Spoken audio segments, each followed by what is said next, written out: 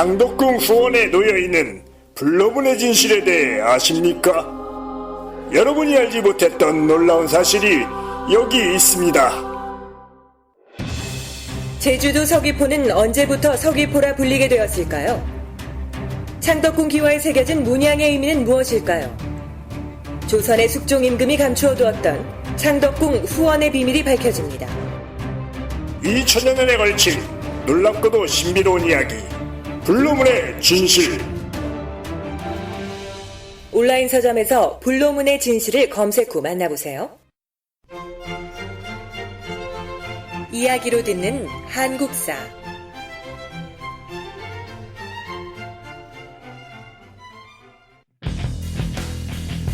수나라 당나라와 고구려의 전쟁.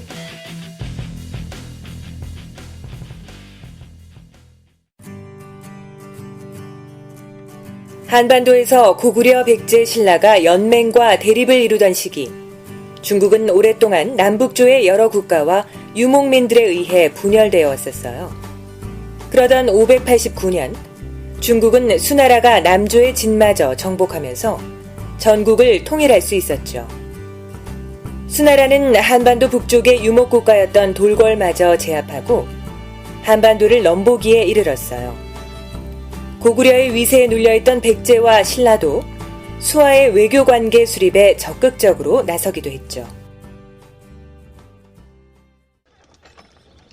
당시의 한반도 유역은 수나라의 공격을 받고 있던 북쪽의 돌궐과 고구려가 바다 건너 외와 연합하여 남북 진영을 형성하고, 수나라는 신라와 연합하여 동서 진영을 만들어 대립하는 형국을 보였단다. 598년 고구려 영양왕은 만여 명의 말갈군과 함께 요서 지방의 정벌에 나서기도 했어요. 이때 수나라의 황제였던 문제는 30만 명의 군사를 이끌고 고구려를 공격해왔죠. 그러나 홍수와 바다의 풍랑으로 어려움을 겪던 수나라 군사들은 고구려의 국경까지 도달하지도 못한 채 고구려에 패하고 말았어요. 이를 계기로 자존심이 상한 수나라는 고구려 정벌을 더욱 벼르게 되었죠. 612년, 중국에서 강력한 공격을 펼치던 수나라 양제는 113만 명이라는 사상 초유의 군대를 이끌고 드디어 고구려 정벌에 나섰단다. 기세등등했던 수의 양제는 고구려를 쉽게 정복할 수 있을 것이라고 생각했지. 그렇지만 고구려는 의동성을 지키며 수나라의 침공을 허락하지 않았단다. 수나라의 113만 대군은 4개월이 넘도록 고구려를 공격했지만 요동성조차 함락시키지 못하는 어려움에 빠지고 말았어요. 이에 수의 양제는 수나라 장수 우중문을 시켜 30만 5천 명의 별동대를 꾸린 후 우회하여 평양성을 기습하라 명령했죠. 수나라 우중문의 별동대가 침공하자 고구려 영양왕 때의 장수 을지문덕이 나서 대적했어요.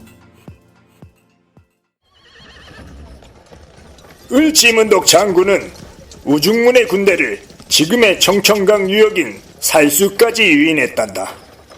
그리고는 그에게 시를 한 편 지어보냈지.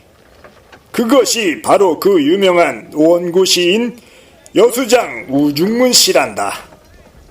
그 시를 풀어보면 귀신 같은 정력은 하늘의 이치를 다했고 오묘한 꾀는 땅의 이치를 깨우쳤네.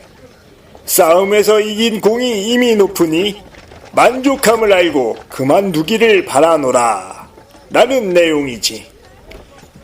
을지문덕은 이처럼 수나라 군대를 희롱하는가 하면 적들을 유인해 격파한 뒤 물을 막았다가 떠내려 보내는 전술로 적들을 섬멸했는데, 이러한 살수대첩으로 인해 30만 명의 수나라 군사 중 살아 돌아간 사람이 2,700명밖에 되지 않았다는구나.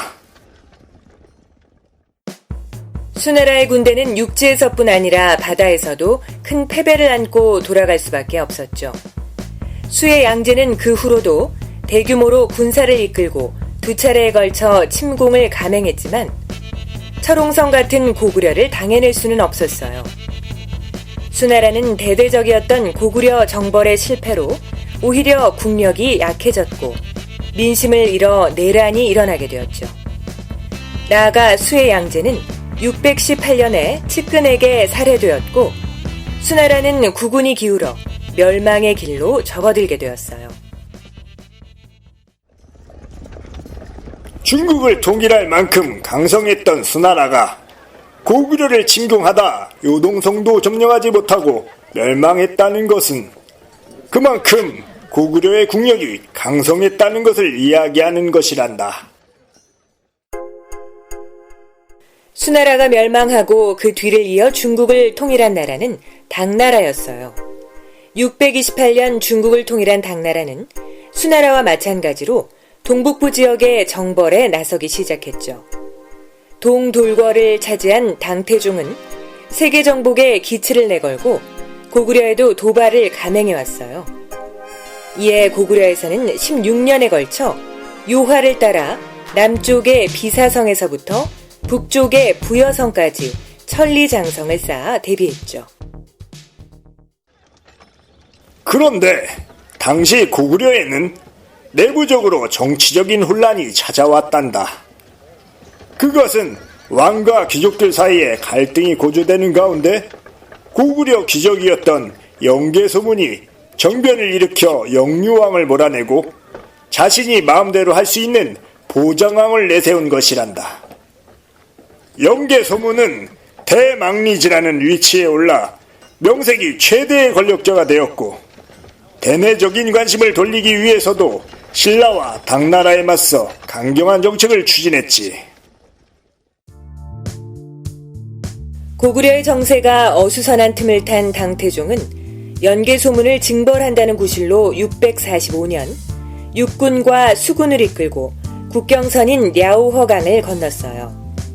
치열한 싸움을 벌였지만 고구려는 당태종의 군대에게 요동성과 계모성, 백암성, 비사성을 차례로 잃고 말았죠. 그렇지만 당태종의 진격은 안시성에서 제동이 걸렸어요. 당태종이 이끄는 50만 명의 군대도 안시성 성주 양만춘과 백성들의 단결된 힘 앞에서는 무릎을 꿇을 수밖에 없었죠.